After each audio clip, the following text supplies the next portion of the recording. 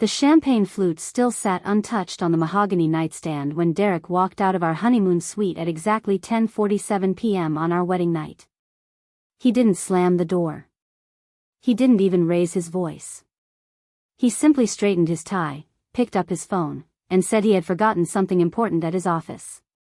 The lock clicked shut behind him with a finality that made my wedding dress suddenly feel like a costume I had worn to the wrong party. Through the floor-to-ceiling windows of the Rosewood Suite at the Grandview Estate, I watched his car pull away from the circular drive, taillights disappearing into the September darkness. What he didn't know, what none of them knew, was that I owned this entire property. Every brick, every chandelier, every perfectly manicured rosebush in the garden below belonged to me through a trust my grandmother had established before her death 3 years ago. Before we jump back in, tell us where you're tuning in from, and if this story touches you, make sure you're subscribed because tomorrow I've saved something extra special for you. My name is Victoria Hayes, and I had spent the last 18 months pretending to be something I wasn't. When I met Derek Thornton at a charity auction in Ashford Hills, I was already the sole beneficiary of the Hayes Family Trust, controlling assets worth $47 million. My grandmother had built an empire from a single boarding house she purchased in 1962, slowly acquiring property after property until she owned half the commercial real estate in 3 counties. She had raised me after my parents died in a boating accident when I was 7, teaching me that wealth attracted the wrong kind of attention and the right kind of discretion. She made me promise that when the time came, I would be careful about who I let into my life. I would test them. I would know their character before they knew my worth. So when Derek approached me at that auction, admiring the vintage bracelet I wore, I made a decision. I told him I worked as an assistant at a small marketing firm. I drove a 7-year-old sedan I had purchased specifically for this purpose. I rented a modest apartment in Lakewood, furnishing it with pieces from discount stores. Everything about my presentation suggested I was a woman of simple means working her way through life with determination but limited resources. Derek seemed charming that first night. He worked in commercial real estate development, he told me, making deals and building his future. He bought me a drink with a flourish that suggested he was doing me a tremendous favor. He talked about his ambitions, his goals, his vision for success. He never once asked about mine. Our courtship lasted 14 months. During that time, I watched carefully. I took notes in my mind about the small things that revealed his character. The way he spoke to waitstaff at restaurants, always with an edge of condescension. The manner in which he discussed his colleagues, constantly comparing their failures to his successes. His treatment of people he deemed beneath his social standing, dismissive and cold. But he was unfailingly attentive to me in those early months, calling every day, planning elaborate dates, presenting himself as a man deeply in love. His mother Vanessa welcomed me into their family with the kind of enthusiasm that felt slightly performative, already planning our wedding before Derek had even proposed. The proposal came on a rainy Tuesday evening at Harbor Point Restaurant, the most expensive dining establishment in Riverside District. Derek had reserved a private room overlooking the water. He presented a ring that must have cost him 3 months of his salary, going down on one knee with practiced grace. I said yes because by then I had gathered enough information to know exactly who Derek Thornton really was, and I had already begun formulating my plan. You see, my grandmother hadn't just taught me about real estate and trust management. She had taught me about human nature. She had taught me that the truest test of character was how someone behaved when they thought no one important was watching, and how they treated someone they believed held no power. The wedding planning revealed even more. Vanessa Thornton took control of every detail, dismissing my preferences with practiced smiles and subtle redirections. She wanted the Grandview Estate for the venue, unaware that I had inherited it along with everything else. She insisted on inviting 300 guests, most of whom I had never met, all carefully selected to showcase the Thornton family's social connections. Derek became increasingly distant as the wedding approached, spending longer hours at his office, coming home late with explanations that grew thinner and less convincing. Twice I smelled perfume on his collar that wasn't mine. 3 times I noticed texts on his phone from a contact saved simply as V, with messages that suggested far more than professional correspondence. I hired a private investigator 6 weeks before the wedding. Richard Caldwell came highly recommended by my grandmother's former attorney. He was discreet, thorough, and surprisingly compassionate when he delivered his findings. Derek had been seeing Isabel Monroe for 7 months, a junior partner at his firm with family money and social connections that would benefit his career. Their relationship had continued throughout our engagement, including a weekend trip to Pinehurst that Derek had told me was a business conference. Richard's report included photographs, credit card receipts, hotel records, and text message transcripts that painted a picture of a man who viewed our marriage as a business transaction while maintaining his real romantic interest elsewhere. But there was more. Richard discovered that Derek's commercial real estate career was built on exaggerations and half-truths. The deals he bragged about closing were mostly collaborations where he played minor roles. His financial situation was far more precarious than he had implied, with significant debts and a lifestyle maintained through credit rather than actual income. Most revealing was a recorded conversation Richard obtained between Derek and his best friend Brett Sullivan at the Maritime Club 3 weeks before our wedding. In it, Derek discussed his marriage strategy with shocking candor. He needed a wife who would be grateful for his attention, someone without family wealth or connections who would never question his authority. He specifically mentioned that my apparent modest means and lack of family made me perfect. Once married, he planned to maintain his relationship with Isabel while using his married status to gain credibility with conservative clients and investors. I sat in Richard's office reading that report and felt something cold settle in my chest. Not heartbreak, exactly. I had suspected Derek's character for months. But seeing it documented so thoroughly, so callously, crystallized my resolve. I could have called off the wedding. I could have exposed him immediately. But my grandmother's voice echoed in my memory. She had once told me that the most effective response to betrayal wasn't immediate reaction but strategic action. Let them believe they have one, she had said. Let them reveal the full extent of their plans. Then dismantle everything they have built with the same careful precision they used to construct their deceptions.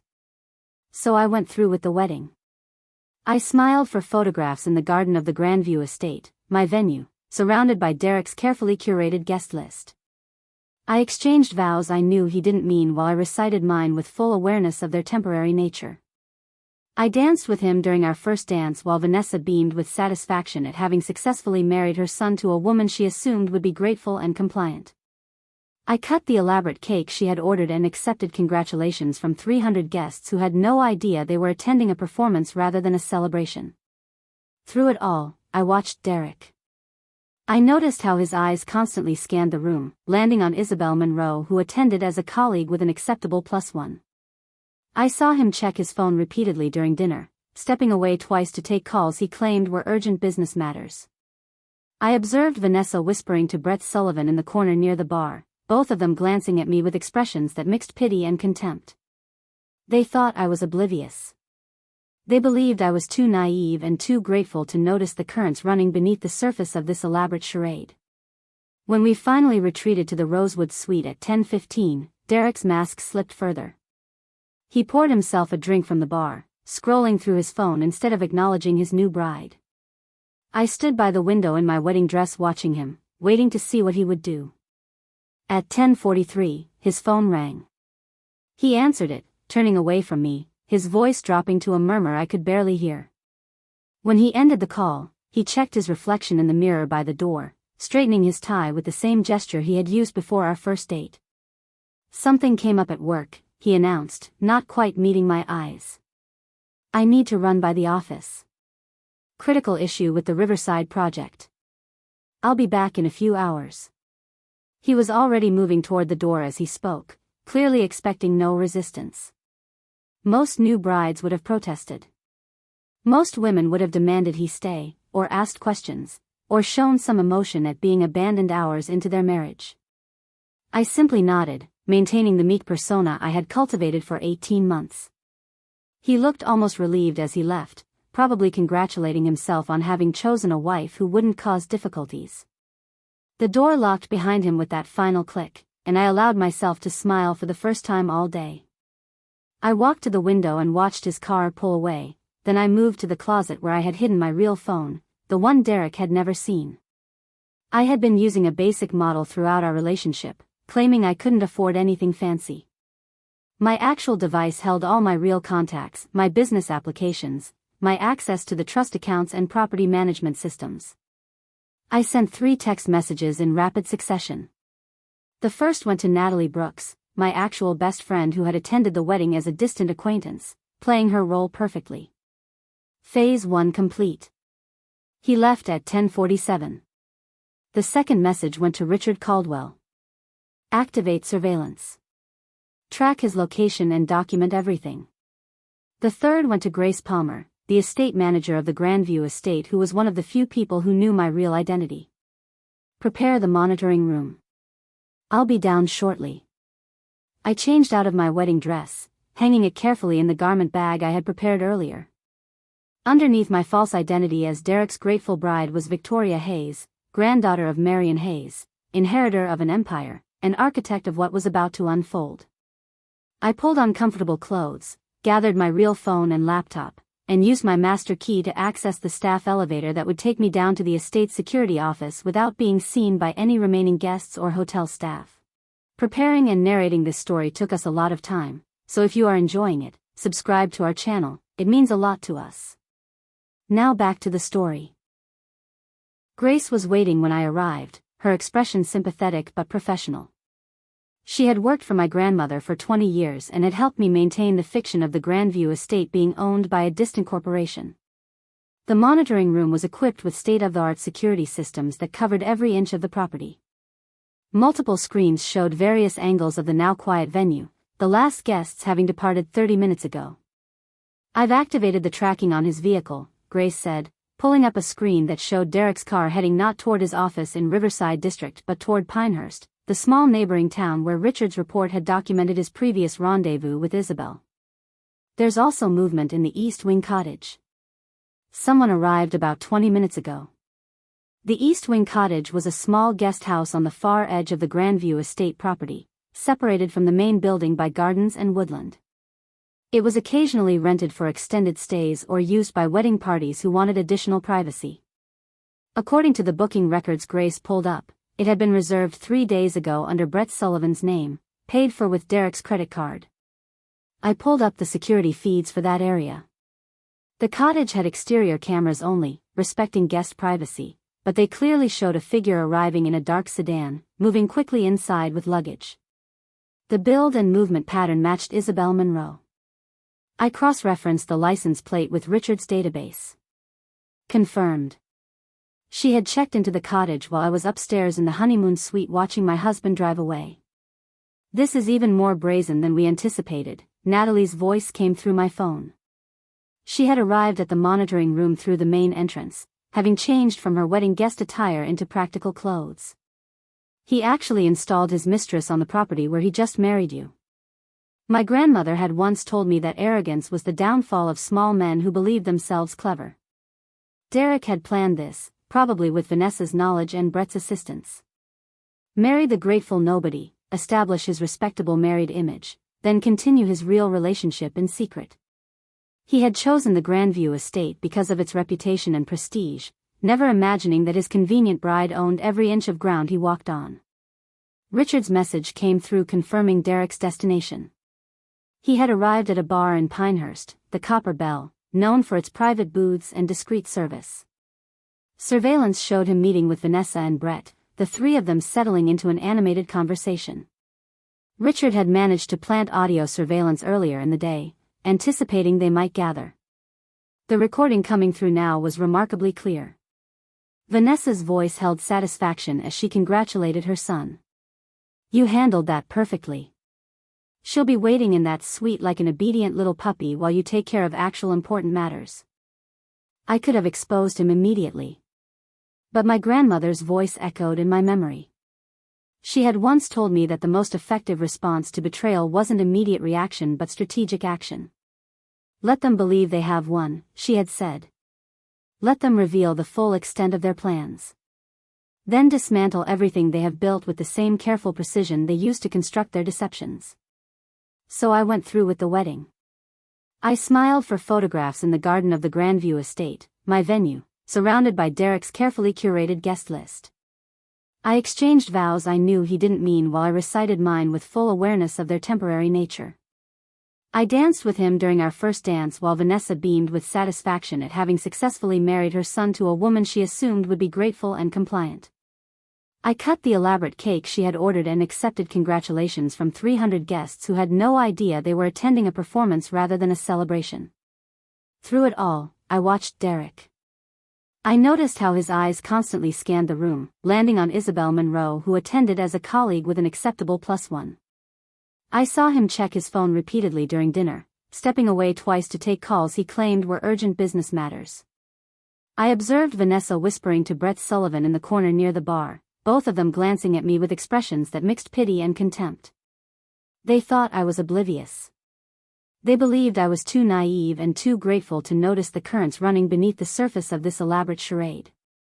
When we finally retreated to the Rosewood Suite at 10:15, Derek's mask slipped further. He poured himself a drink from the bar, scrolling through his phone instead of acknowledging his new bride. I stood by the window in my wedding dress watching him, waiting to see what he would do. At 10:43, his phone rang. He answered it, turning away from me, his voice dropping to a murmur I could barely hear. When he ended the call, he checked his reflection in the mirror by the door, straightening his tie with the same gesture he had used before our first date. "Something came up at work," he announced, not quite meeting my eyes. "I need to run by the office. Critical issue with the Riverside project. I'll be back in a few hours." He was already moving toward the door as he spoke, clearly expecting no resistance. Most new brides would have protested. Most women would have demanded he stay, or asked questions, or shown some emotion at being abandoned hours into their marriage. I simply nodded, maintaining the meek persona I had cultivated for 18 months. He looked almost relieved as he left, probably congratulating himself on having chosen a wife who wouldn't cause difficulties. The door locked behind him with that final click, and I allowed myself to smile for the first time all day. I walked to the window and watched his car pull away, then I moved to the closet where I had hidden my real phone, the one Derek had never seen. I had been using a basic model throughout our relationship, claiming I couldn't afford anything fancy. My actual device held all my real contacts, my business applications, my access to the trust accounts and property management systems. I sent 3 text messages in rapid succession. The first went to Natalie Brooks, my actual best friend who had attended the wedding as a distant acquaintance, playing her role perfectly. Phase 1 complete. He left at 10:47. The second message went to Richard Caldwell. Activate surveillance. Track his location and document everything. The third went to Grace Palmer, the estate manager of the Grandview Estate, who was one of the few people who knew my real identity. Prepare the monitoring room. I'll be down shortly. I changed out of my wedding dress, hanging it carefully in the garment bag I had prepared earlier. Underneath my false identity as Derek's grateful bride was Victoria Hayes, granddaughter of Marion Hayes, inheritor of an empire, and architect of what was about to unfold. I pulled on comfortable clothes, gathered my real phone and laptop, and used my master key to access the staff elevator that would take me down to the estate's security office without being seen by any remaining guests or hotel staff. Grace was waiting when I arrived, her expression sympathetic but professional. She had worked for my grandmother for 20 years and had helped me maintain the fiction of the Grandview Estate being owned by a distant corporation. The monitoring room was equipped with state-of-the-art security systems that covered every inch of the property.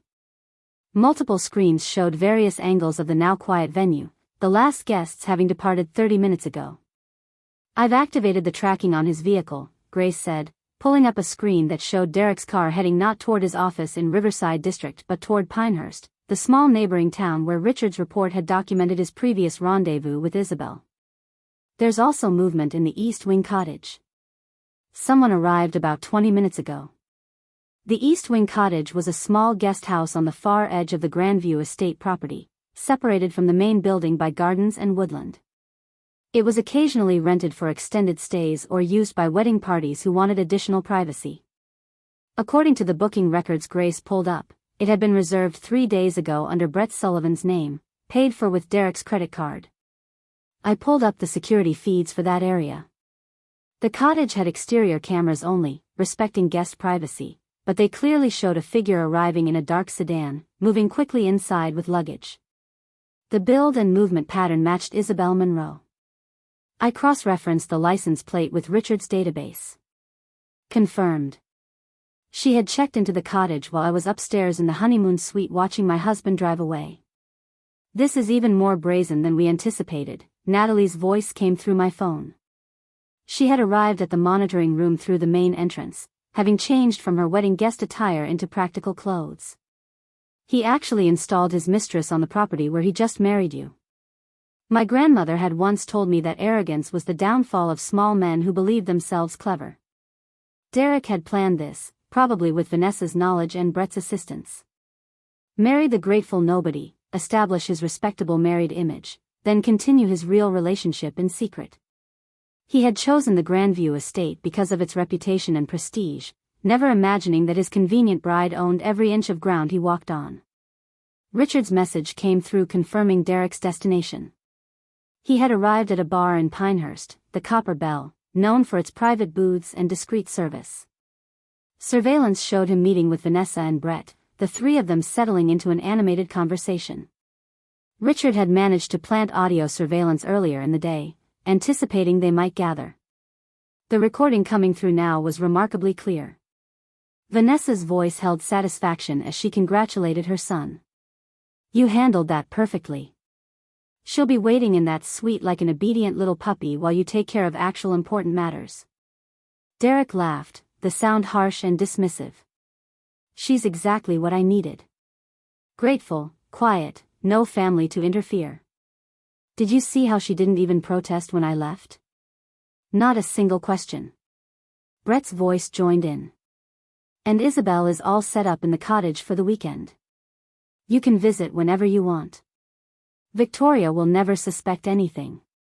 By Monday, you'll have established the perfect pattern. Devoted husband by day, your real life by night." They continued talking, their words revealing the depth of their contempt and the extent of their planning. Derek discussed his strategy for controlling household finances, limiting my independence, ensuring I remained isolated from any social connections that might give me perspective on his behavior.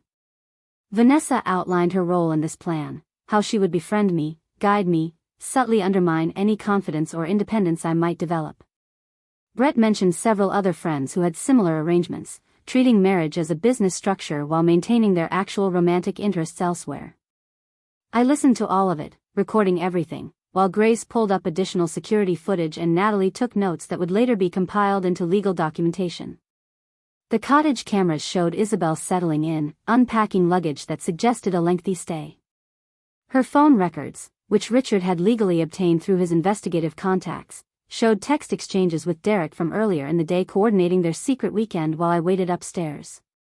At midnight, I heard the unexpected sounds that would change everything. Not from Derek returning, he was still at the bar with his co-conspirators. These sounds came from my laptop, from the alerts I had set up months ago.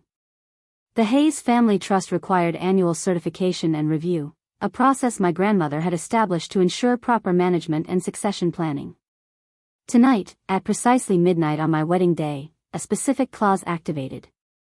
Any spouse acquired during my tenure as beneficiary would need to be formally documented and integrated into the trust structure within 24 hours of marriage, or they would be permanently excluded from any claim to trust assets.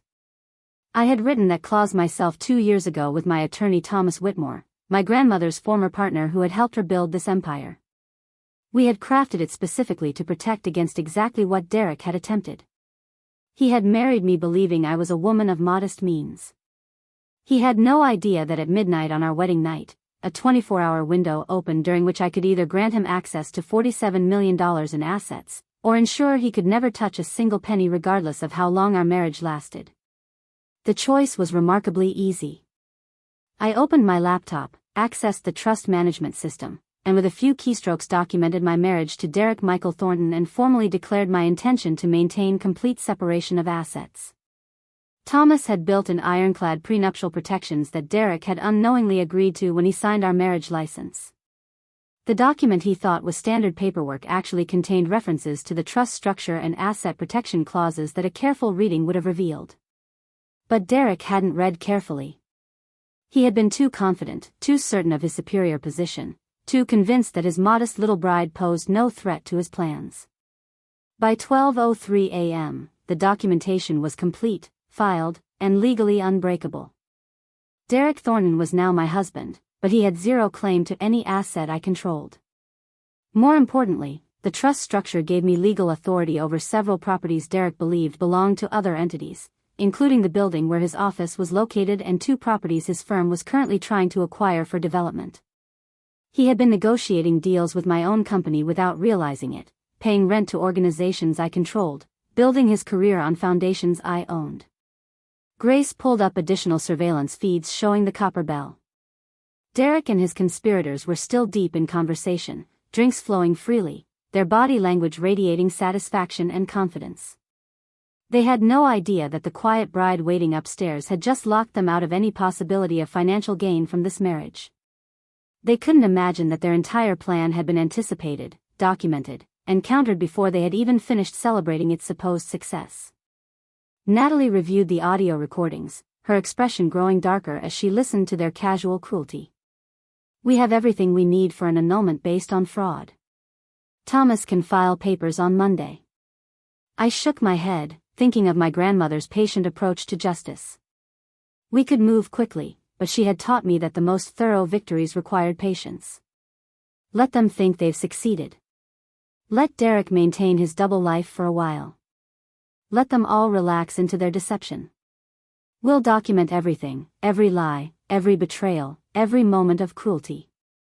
When we move, it will be comprehensive and irreversible. Richard's next update showed Derek finally leaving the Copper Bell at 1:15 a.m., but instead of returning to the Grandview Estate, his car headed toward the East Wing cottage where Isabel waited. The exterior cameras captured him parking discreetly behind the building, using a key to enter quietly. He was spending his wedding night with his mistress in a cottage on property his wife owned, completely unaware of the irony. I watched him disappear into that cottage and felt the last remnants of any emotion I might have had for Derek Thornton evaporate completely. This wasn't about heartbreak anymore. This was about justice. This was about ensuring that his casual cruelty, his calculated deception, his absolute contempt for the woman he had married faced appropriate consequences. My grandmother had always said that revenge served cold was more nourishing than any meal served hot. I was about to prepare a feast. I sat in the monitoring room until dawn broke over the Grandview Estate, watching Derek finally emerge from the cottage at 5:47 a.m. His hair was disheveled, his shirt wrinkled, and his movements carried the careful precision of someone trying not to make noise. He drove back to the main building, parked in the guest lot, and used his key card to access a side entrance that led to the staff corridors. He was trying to reach our suite without being seen by early morning staff or any lingering wedding guests who might have stayed overnight in other rooms. What he didn't know was that every corridor, every elevator, every entrance had cameras that fed directly to the system I was watching. Grace had already prepared a comprehensive file of the night's activities. Derek's arrival at the cottage, his departure hours later, the lights that had stayed on in the bedroom until nearly 4 in the morning. Isabel remained inside, apparently planning to stay for the weekend as Brett had mentioned in their recorded conversation. The audacity of it was almost impressive. They had choreographed this entire scenario, believing themselves so clever, so certain that the naive bride upstairs would never suspect or question anything. I left the monitoring room at 6, taking the staff elevator back to the Rosewood Suite. I had perhaps 20 minutes before Derek arrived, enough time to stage the scene he expected to find. I changed back into the silk nightgown I had worn earlier, mussed the bedding to suggest I had been sleeping, and positioned myself by the window with one of the untouched champagne flutes. When Derek's keycard clicked in the lock at 6:12 a.m., I turned with an expression of sleepy confusion that I had practiced in the mirror. He looked genuinely guilty for about 3 seconds before his mask slipped back into place. His explanation tumbled out with rehearsed smoothness. The Riverside project had a major crisis, he claimed, something about permit issues and a contractor threatening to walk. He had to meet with the team, review documents, make calls to city officials. It had taken all night, but they had resolved it. He apologized with just enough sincerity to seem genuine, pulling me into an embrace that made my skin crawl. I played my part perfectly, accepting his story with wide-eyed concern, asking if everything was truly resolved, expressing admiration for his dedication to his work even on our wedding night. We ordered breakfast in the suite, and Derek finally relaxed, believing his deception had succeeded. He talked about our honeymoon plans, a week in the Caribbean that Vanessa had insisted on booking and paying for as her wedding gift. We would leave tomorrow, he said, giving him today to catch up on the sleep he had missed dealing with that terrible work crisis. I nodded along, asking innocent questions about our itinerary while mentally cataloging every lie, every manipulation, every moment of his performance. He fell asleep around 8, exhausted from his night with Isabel and confident that his wife suspected nothing. I waited until his breathing deepened into genuine sleep, then quietly gathered my real phone and stepped onto the suite's private balcony. Natalie answered on the first ring, her voice alert despite the early hour. Richard had already compiled the overnight surveillance into a preliminary report, she told me. Thomas Whitmore was reviewing the trust documents and preparing additional protective measures. Grace had arranged for the cottage to have enhanced monitoring, with audio capabilities that were perfectly legal given that I owned the property and could authorize surveillance of my own holdings. The plan was taking shape with the same careful precision my grandmother had taught me. We wouldn't move hastily. Instead, we would use the next week, while Derek believed he was on honeymoon with his grateful bride, to build an absolutely unassailable case. Every property he had ever discussed with me, every business deal he had mentioned, every contact in his professional network would be quietly investigated. We would map his entire life, identify every vulnerability, document every deception. When we finally revealed the truth, there would be nowhere for him to hide and no way for him to recover. The Caribbean trip proved even more revealing than I had anticipated. Vanessa had booked us into an exclusive resort in St. Lucia, the kind of place that catered to wealthy couples seeking privacy and luxury. What she hadn't known was that the resort was owned by a hospitality group that had been partially acquired by one of the Hayes Trust subsidiary companies 3 years ago. I was, technically, Derek's employer several times removed. The resort manager, informed discreetly of my identity by Thomas Whitmore, ensured that certain accommodations were made. Our suite had the standard luxury amenities, but it also had enhanced security features that allowed for monitoring with my explicit authorization as the beneficial owner. Derek's behavior during that week painted a comprehensive picture of exactly who he was. He spent our days at the resort alternating between ignoring me completely while he handled what he claimed was urgent business on his phone, and performing affection when other guests were watching. Several times I caught him photographing us together, immediately posting the images to social media with captions about marital bliss and new beginnings. He was curating an image, building a narrative of the devoted husband for his professional contacts and social circle to see. But the nights revealed his true priorities. He would wait until he thought I was asleep, then step onto our private terrace to make hushed phone calls that the resort security system captured with crystal clarity. Most were to Isabel, his voice taking on a warmth and intimacy he had never used with me. He talked about missing her, about counting the days until he could see her again, about the future they would build together once his marriage had served its strategic purpose. He discussed specific plans for how he would maintain his double life, including purchasing a separate apartment where they could meet regularly without risk of discovery. Other calls were to Vanessa and Brett, coordinating the next phases of their scheme. Vanessa had apparently begun spreading carefully crafted stories among her social circle, painting me as slightly simple but sweet, a girl who had gotten very lucky in landing Derek but who clearly came from humble circumstances and limited education. She was establishing a narrative that would make it easy for their circle to accept Derek's eventual infidelity as understandable, perhaps even inevitable given his wife's inadequacy. Brett's conversations with Derek revealed another layer to their planning. He was helping Derek establish shell companies and complex financial structures designed to hide assets and income from a future spouse who might get ideas about divorce. They discussed prenuptial agreements Derek planned to pressure me into signing retroactively, claiming they were just routine paperwork for tax purposes. Every conversation was recorded, every detail documented, every piece of their conspiracy preserved in multiple secure locations. I spent those Caribbean days playing the grateful bride while secretly building my case. The resort staff, once informed of the situation by their management, became inadvertent allies. The concierge quietly provided copies of charges Derek made to our room, revealing expensive purchases he was having shipped to an address I recognized as Isabel's apartment. The bartender mentioned that Derek had made several calls from the business center, using the resort's international lines for what he claimed were urgent deals but which the records showed were to Isabel's number. Even the photographer Vanessa had hired to document our honeymoon captured telling images, Derek's body language in unguarded moments showing boredom and impatience rather than affection. On our fourth day, Derek suggested we spend the afternoon apart. He claimed he needed to take some important calls in privacy, business matters too confidential to discuss even within earshot. I agreed with enthusiastic understanding, telling him I would enjoy some spa time.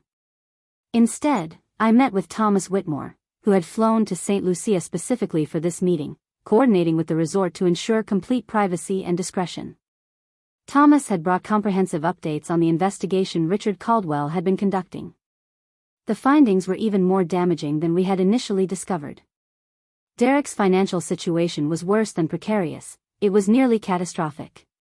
He had accumulated debts totaling over $200,000 through a combination of bad investments, expensive lifestyle maintenance, and gambling losses he had hidden carefully. Several creditors were beginning collection proceedings. His position at the commercial real estate firm was also more tenuous than he had implied. He was essentially on probation after a deal had fallen through due to his carelessness, costing the firm a significant client. More damning were the discoveries about his relationship with Isabel Monroe. She wasn't just his mistress, she was his financial lifeline. Her family money had been subsidizing his lifestyle for months, paying off his most pressing debts and maintaining the appearance of success. Their relationship wasn't purely romantic, it was transactional.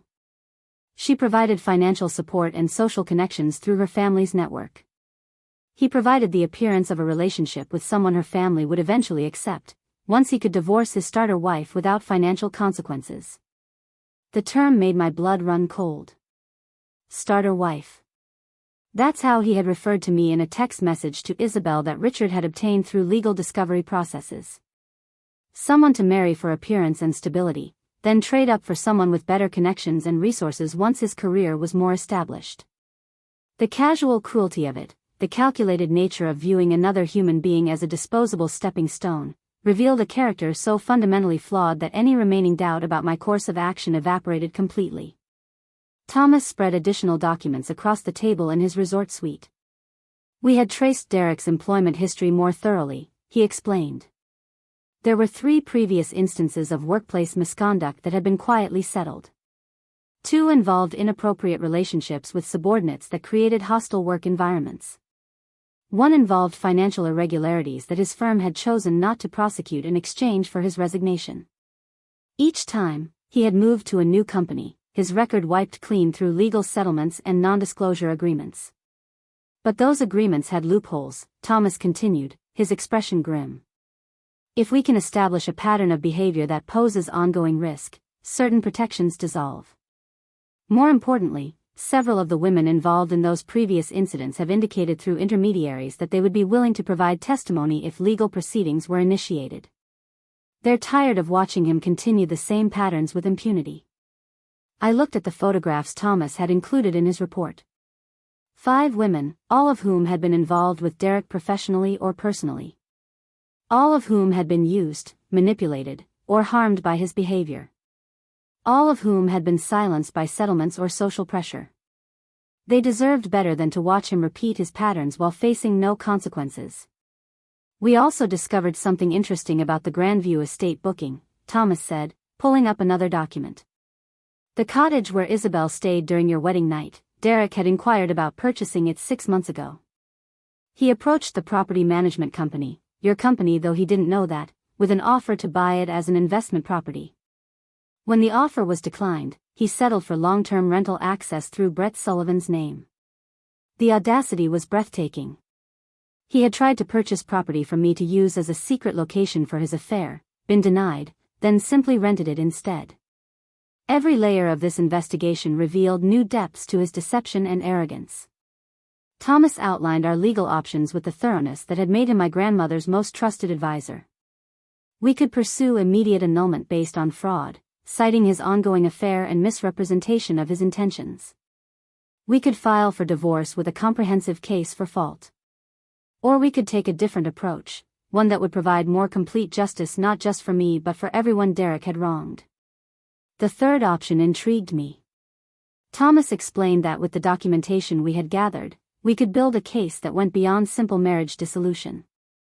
Derek's pattern of behavior, his financial frauds, his workplace misconducts, his conspiracy with Vanessa and Brett to deceive and manipulate, all of it together constituted a broader case of systematic fraud and abuse.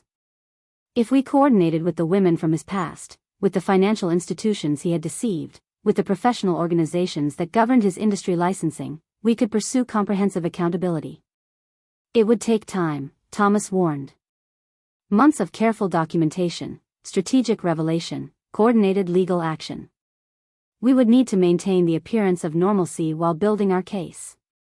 I would need to continue playing the naive bride while secretly orchestrating Derek's complete professional and personal downfall. I thought of my grandmother, of the patience she had shown in building her empire one careful acquisition at a time. Of the way she had taught me that the best victories were not the quickest but the most thorough. I looked at Thomas and nodded. We do this properly. We do this completely. We ensure that when we're finished, Derek Thornton faces every consequence he has spent years avoiding. We spent the next 3 hours mapping out the strategy in precise detail. Phase 1 would continue through the next month, maintaining appearances while we gathered additional evidence and testimony. Phase 2 would begin with strategic revelations to key parties, Derek's employer, his professional licensing board, his creditors, done in a way that created maximum pressure without revealing my involvement. Phase 3 would be the final confrontation, timed to coincide with multiple legal actions and professional consequences hitting simultaneously. I returned to our suite before Derek finished his business calls, settling by the pool with a book and the appearance of contentment. When he joined me an hour later, I smiled at him with the same innocent trust one had been projecting since our wedding. He never suspected that I had just spent the afternoon planning his systematic destruction with one of the finest legal minds in 3 states. The rest of our honeymoon passed with agonizing slowness. I played my role flawlessly, the adoring wife grateful for every moment of attention Derek deigned to provide. I photographed our dinners, our sunset walks, our couple spa treatments, building the same social media narrative he was creating. Behind the scenes, I was forwarding every piece of information to Natalie and Richard, who were expanding the investigation daily. Grace sent updates from the Grandview Estate showing that Isabel had indeed stayed the entire weekend in the cottage, checking out only hours before Derek and I were scheduled to return. The cleaning staff reported, through Grace's discreet inquiries, that the cottage showed clear evidence of occupancy by 2 people, despite only 1 name on the reservation. More charges appeared on Derek's credit card for expenses at local restaurants and shops in Pinehurst, all during the hours he was supposedly dealing with work emergencies.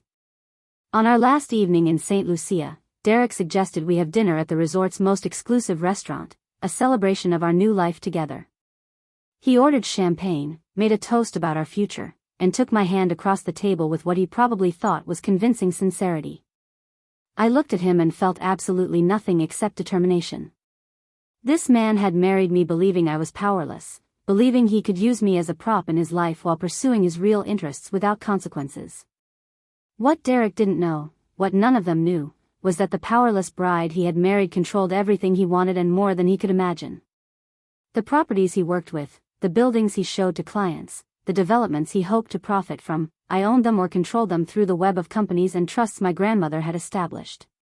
His entire career was built on foundations I could remove with a few phone calls and legal filings. But I wouldn't do it quickly. I would do it properly, thoroughly, ensuring that every person he had wronged received justice, every scheme he had constructed collapsed completely, and every consequence he had avoided finally caught up with him. My grandmother had taught me patience, strategy, and the value of comprehensive victory over quick revenge. We flew home the next morning, Derek's arm around me in the airport, the picture of newlywed contentment for anyone watching. The moment we stepped off the plane onto familiar ground, my phone vibrated with a message from Richard. Surveillance teams in position. Enhanced monitoring active. Documentation continuing. The machinery of justice had been running smoothly in our absence, and now that we had returned, it was time to accelerate. Derek drove us back to Ashford Hills in his car, talking enthusiastically about getting back to normal life, returning to work, settling into married routine. He had no idea that normal life was about to become very complicated. He had no concept that the quiet woman sitting beside him had spent the past week not on honeymoon but on reconnaissance, not celebrating marriage but preparing for war. We pulled into the driveway of the house Derek had rented for us in Lakewood, a modest two-bedroom that fit perfectly with the image he wanted to project of the young couple starting their life together on a reasonable budget. He had signed the lease himself, negotiated the rent with pride, believing he was providing for his new wife. What he didn't know was that the property management company was another subsidiary of the Hayes Trust. He was paying rent to me through enough corporate layers that the connection would never occur to him. I carried my suitcase inside, looking around at the space Derek had furnished with such careful attention to maintaining our modest image. None of it was to my actual taste, but that didn't matter. This house was temporary, a stage set for the performance that would continue until the moment I chose to drop the curtain. I unpacked slowly, methodically, while Derek immediately turned to his laptop, claiming he needed to catch up on work emails after our week away. Through the bedroom doorway, I could see him typing rapidly, his expression focused. I knew from the monitoring systems Richard had legally installed with my authorization as the property owner that Derek wasn't checking work emails. He was messaging Isabel, coordinating when they could meet, reassuring her that the honeymoon had been manageable and that his wife suspected nothing. Every message was being recorded, every communication preserved, every piece of his deception documented with the kind of thoroughness that would make legal proceedings straightforward and decisive. That evening, Vanessa arrived for dinner, bringing expensive wine and her particular brand of overbearing affection. She swept into our modest home with barely concealed condescension, making comments about how quaint everything was, how sweet that we were starting small, how admirable that Derek was so devoted to building our life together through hard work rather than expectation. She touched my shoulder with maternal warmth while her eyes assessed everything in our home with calculating precision. Over dinner, she told stories about Derek's childhood, painting a picture of a boy destined for greatness, someone who had always been special, always been meant for more than ordinary life. She talked about her own marriage to Derek's father, wealthy businessman Marcus Thornton, making casual references to their country club memberships, their vacation properties, their social connections. Every story was designed to emphasize the gap between their world and mine, to remind me subtly but constantly that I had married up, that I should be grateful, that I should never question my good fortune in being accepted into their family. I looked at Thomas and nodded. We do this properly. We do this completely. We ensure that when we're finished, Derek Thornton faces every consequence he has spent years avoiding.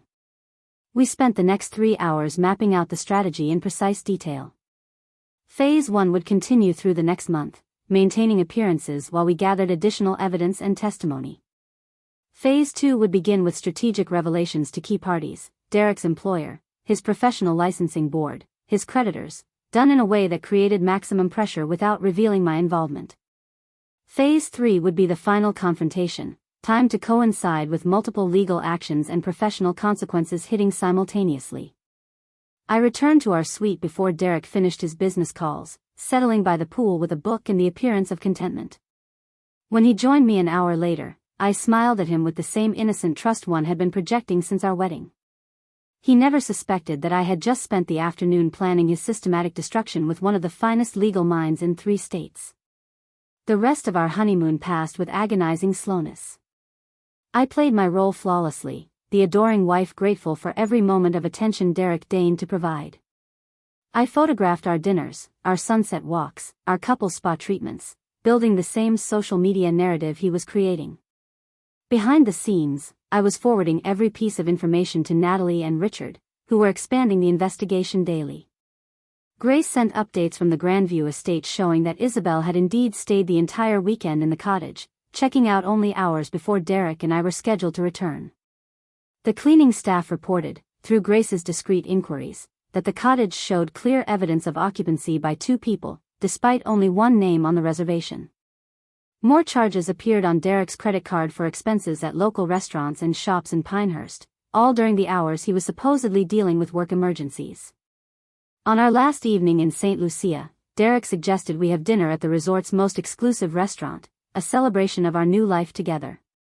He ordered champagne, made a toast about our future, and took my hand across the table with what he probably thought was convincing sincerity. I looked at him and felt absolutely nothing except determination. This man had married me believing I was powerless, believing he could use me as a prop in his life while pursuing his real interests without consequences. What Derek didn't know, what none of them knew, was that the powerless bride he had married controlled everything he wanted and more than he could imagine. The properties he worked with, the buildings he showed to clients, the developments he hoped to profit from, I owned them or controlled them through the web of companies and trusts my grandmother had established. His entire career was built on foundations I could remove with a few phone calls and legal filings. But I wouldn't do it quickly. I would do it properly, thoroughly, ensuring that every person he had wronged received justice, every scheme he had constructed collapsed completely, and every consequence he had avoided finally caught up with him. My grandmother had taught me patience, strategy, and the value of comprehensive victory over quick revenge. We flew home the next morning, Derek's arm around me in the airport, the picture of newlywed contentment for anyone watching. The moment we stepped off the plane onto familiar ground, my phone vibrated with a message from Richard. Surveillance teams in position. Enhanced monitoring active. Documentation continuing. The machinery of justice had been running smoothly in our absence, and now that we had returned, it was time to accelerate. Derek drove us back to Ashford Hills in his car, talking enthusiastically about getting back to normal life, returning to work, settling into married routine. He had no idea that normal life was about to become very complicated. He had no concept that the quiet woman sitting beside him had spent the past week not on honeymoon but on reconnaissance, not celebrating marriage but preparing for war. We pulled into the driveway of the house Derek had rented for us in Lakewood, a modest two-bedroom that fit perfectly with the image he wanted to project of the young couple starting their life together on a reasonable budget. He had signed the lease himself, negotiated the rent with pride, believing he was providing for his new wife. What he didn't know was that the property management company was another subsidiary of the Hayes Trust. He was paying rent to me through enough corporate layers that the connection would never occur to him. I carried my suitcase inside, looking around at the space Derek had furnished with such careful attention to maintaining our modest image. None of it was to my actual taste, but that didn't matter. This house was temporary, a stage set for the performance that would continue until the moment I chose to drop the curtain. I unpacked slowly, methodically, while Derek immediately turned to his laptop, claiming he needed to catch up on work emails after our week away. Through the bedroom doorway, I could see him typing rapidly, his expression focused. I knew from the monitoring systems Richard had legally installed with my authorization as the property owner that Derek wasn't checking work emails. He was messaging Isabel, coordinating when they could meet, reassuring her that the honeymoon had been manageable and that his wife suspected nothing. Every message was being recorded, every communication preserved, every piece of his deception documented with the kind of thoroughness that would make legal proceedings straightforward and decisive. That evening, Vanessa arrived for dinner, bringing expensive wine and her particular brand of overbearing affection. She swept into our modest home with barely concealed condescension, making comments about how quaint everything was, how sweet that we were starting small, how admirable that Derek was so devoted to building our life together through hard work rather than expectation. She touched my shoulder with maternal warmth while her eyes assessed everything in our home with calculating precision. Over dinner, she told stories about Derek's childhood, painting a picture of a boy destined for greatness, someone who had always been special, always been meant for more than ordinary life. She talked about her own marriage to Derek's father, wealthy businessman Marcus Thornton, making casual references to their country club memberships, their vacation properties, their social connections. Every story was designed to emphasize the gap between their world and mine, to remind me subtly but constantly that I had married up, that I should be grateful, that I should never question my good fortune in being accepted into their family.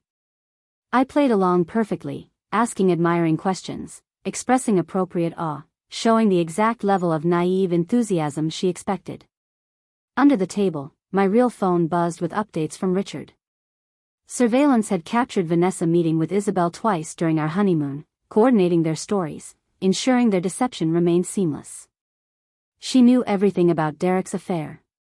She had not only approved it but actively facilitated it, viewing me as a necessary inconvenience in her son's path to the life she had planned for him. After Vanessa left, Derek retreated to his home office, claiming he had urgent proposals to review for morning meetings. Through the monitoring systems, I watched him on a video call with Isabel, the intimacy between them obvious, their discussion focused on when they could arrange their next extended time together. They settled on the following weekend. Derek would tell me he had a business conference in the city, 3 days of critical meetings. In reality, he would be at a hotel with Isabel, the reservation already made under Brett Sullivan's name, paid for with a credit card Isabel had given him. I sat in our modest living room, surrounded by Derek's carefully curated props of normal married life, and reviewed the comprehensive files on my secure tablet. Richard's investigation had expanded to include Derek's entire professional network. We had documented relationships with 17 different clients, 12 of whom were working with properties or projects connected to Hayes Trust subsidiaries. Derek had no idea how thoroughly embedded my family's holdings were in the commercial real estate landscape of 3 counties.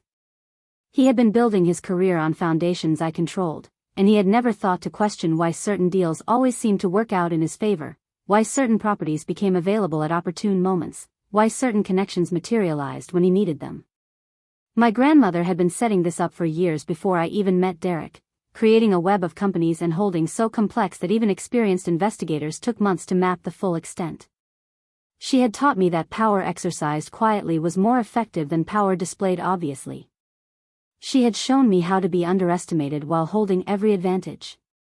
And now, with Derek's betrayal fully documented and his conspiracy with Vanessa and Isabel completely exposed, I was ready to exercise that power with the precision and thoroughness she had modeled throughout her life. The next morning, Derek left early for his office, kissing me goodbye with practiced affection and reminding me he would be late because of important meetings. The moment his car pulled away, Natalie arrived through the back entrance, carrying additional files and looking grimly satisfied. Richard had made contact with 4 of the 5 women from Derek's past, she reported. All 4 were willing to provide detailed testimony about his pattern of manipulation and professional misconduct. 2 had documentation they had kept despite settlement agreements, insurance against exactly this kind of ongoing behavior. More significantly, Richard had traced Derek's financial dealings more thoroughly. He had been conducting what amounted to fraud against several small investors, using his position at the real estate firm to steer them toward bad deals while profiting personally from hidden kickbacks. The amounts were substantial enough to constitute criminal behavior rather than simple civil matters. If properly prosecuted, he could face years in prison rather than just professional consequences. Thomas Whitmore arrived mid-morning, his presence in our modest Lakewood home surreal but necessary. He spread documents across the dining table, each one representing another piece of the comprehensive case we were building. Contracts Derek had signed without reading carefully, financial disclosures he had falsified, professional ethics violations that had been swept under the rug through settlements and non-disclosure agreements. Together, they painted a portrait of a man who had spent his entire adult life cutting corners, manipulating people, and avoiding consequences through a combination of charm, family connections, and legal settlements that silenced his victims. The question now, Thomas said, his voice carrying the weight of decades of legal experience, is how you want to proceed. We can move quickly with what we have, or we can take additional time to build an even more comprehensive case. The difference is between Derek facing serious consequences and Derek facing absolutely total consequences that follow him for the rest of his professional life. I thought about the women whose stories Richard had uncovered, whose careers had been derailed or reputations damaged by Derek's behavior.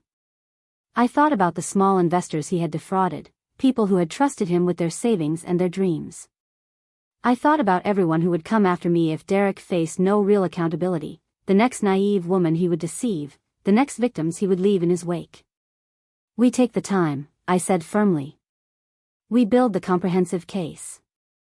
We ensure that when this ends, Derek Thornton never has the opportunity to hurt anyone else again. The following 3 weeks unfolded with calculated precision. Every morning Derek left for his office believing he was managing his double life flawlessly, and every evening he returned to find his grateful wife waiting with dinner and questions about his day that seemed innocent but were carefully designed to elicit information. I had become an expert at the art of seeming naive while extracting details that Richard and Thomas used to expand our investigation. Derek never suspected that his loving conversations with his new bride were actually depositions disguised as dinner table chat. Isabel remained a constant presence in Derek's life, though he believed I knew nothing about her. They met 3 times during those weeks, encounters that surveillance teams documented with thoroughness that would have impressed my grandmother. The first meeting occurred at that supposed business conference, 3 days at the Riverside Grand Hotel where Derek claimed to be attending seminars on commercial development strategies. In reality, he spent 72 hours rarely leaving the suite he shared with Isabel, ordering room service and ignoring the actual conference happening floors below. Richard's team had obtained legal authorization to monitor Derek's communications based on the financial fraud investigation that was now officially underway with federal authorities. Every text message, every phone call, every email passed through systems that preserved them for legal proceedings. The volume of evidence grew daily, each piece adding weight to what was becoming an absolutely unassailable case. Derek and Isabel discussed their future with touching certainty, planning for a life together once he could divorce me without financial penalty, never imagining that every word was being recorded. Their second meeting happened at the cottage on the Grandview Estate property, a location Derek had apparently decided was perfect for secret rendezvous. He told me he was showing properties to an important client from overseas, someone who required evening viewings due to jet lag and a compressed schedule. Grace had notified me the moment Brett Sullivan made the reservation under yet another false name, and enhanced monitoring captured Derek arriving after dark, staying until nearly 3 in the morning, then driving home to slip into bed beside me smelling of Isabel's distinctive perfume. I lay there in the darkness listening to him sleep, feeling nothing but cold determination. This man had looked me in the eye over breakfast, kissed me goodbye with apparent affection, then spent hours with his mistress on property I owned before returning to the bed we shared. The calculated nature of it, the absolute confidence that he would never face consequences, revealed a character so fundamentally corrupt that any hesitation I might have felt about the comprehensive destruction we were planning evaporated completely. The third meeting was the most brazen. Vanessa hosted a dinner party at her estate in the affluent Riverside district, a formal affair to introduce Derek's new wife to her social circle. I wore a dress I had purchased specifically for the occasion, modest and understated, exactly what they expected from someone of my supposed background. The guest list included 30 people from Ashford Hill's upper social strata, business leaders, and country club members and families whose names appeared regularly in society columns. Isabel Monroe attended with her parents, Carolyn and Robert Monroe, whose pharmaceutical fortune made them fixtures in Vanessa's world. The introduction was choreographed with cruel precision. Vanessa presented me to the Monroes with just enough condescension in her tone to signal my inferior status, then turned to Isabel with warmth that suggested real affection. Derek played his role perfectly, the devoted new husband who was nonetheless clearly comfortable in Isabel's presence, their chemistry obvious to everyone in the room except supposedly oblivious me. I watched them throughout the evening, noting how they managed to stand near each other during cocktails, how their conversation flowed with the ease of genuine intimacy, how Derek's mother facilitated their interactions while simultaneously keeping me occupied with introductions to people who assessed me with barely concealed judgment. The cruelty of it was stunning. They had orchestrated an evening where Derek's wife and mistress socialized under the same roof, where I was displayed as the inferior choice while Isabel represented what Derek actually wanted, all wrapped in the veneer of an elegant dinner party. But I wasn't the only one watching.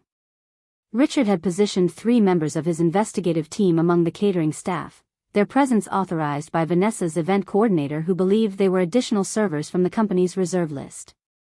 Small cameras disguised as uniform buttons captured everything, every meaningful glance between Derek and Isabel, every dismissive comment Vanessa made about me to her friends, every moment of the elaborate deception they believed was playing out perfectly. One particularly damning exchange occurred in Vanessa's study, where Derek and Isabel had retreated during a lull between dinner courses. The room's security system, which Vanessa had never updated since my grandmother's company installed it during a renovation 15 years ago, fed directly to monitoring stations that Grace controlled. Derek and Isabel embraced immediately upon entering, their conversation revealing the depth of their planning. "Just a few more months," Derek murmured, his voice carrying clearly through the audio feed. "Once I've established the marriage publicly, built some joint financial history, I can initiate divorce proceedings. My lawyer says with her lack of assets and family connections, she'll have no leverage for any significant settlement."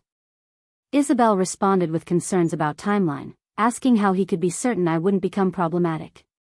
Derek laughed, the sound harsh with contempt. "Victoria barely understands how money works. She's grateful to be taken care of. When the time comes, she'll sign whatever I put in front of her." They discussed specific strategies for the divorce, how Derek would document my supposed inadequacies as grounds for dissolution, how Vanessa would testify to my unsuitability for their family standards, how their social circle would support the narrative that the marriage had been a mistake Derek had nobly tried to make work. Every word was recorded, preserved, added to the growing mountain of evidence that would soon bury them all. I returned home from that dinner party with Derek beside me in the car, discussing the evening with enthusiasm.